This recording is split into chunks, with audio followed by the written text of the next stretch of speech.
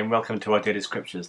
Today's reading takes us to the valley of the dry bones, and we're looking at Ezekiel 37 verses 1 to 14, where it says, "He brought me out and set me in the middle of the valley. It was full of bones." And that's verse 1. Well, today's reading is taken from the New International Version. The valley of dry bones.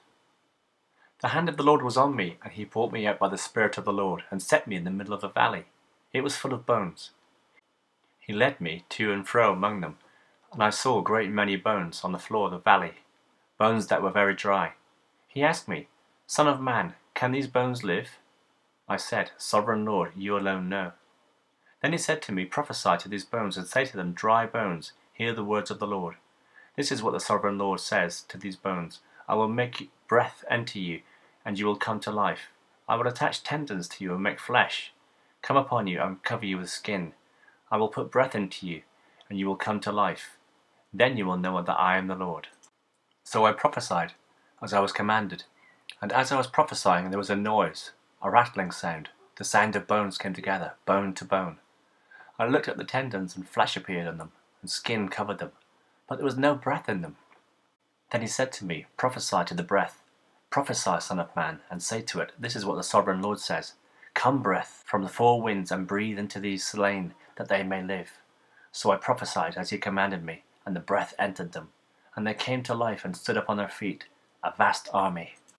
Then he said to me, "Son of man, these bones are the people of Israel. They say our bones are all dried up, and our hope is gone. We are cut off.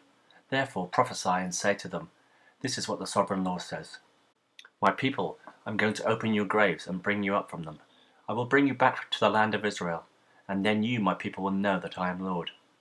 When I open your graves and bring you up from them, I will put my spirit into you, and you will live, and I will settle in your land. Then you will know that I, the Lord, have spoken, and I have done it, declares the Lord." Postmillennialists see in Ezekiel's vision something other than Israel will one day be gathered together as a nation.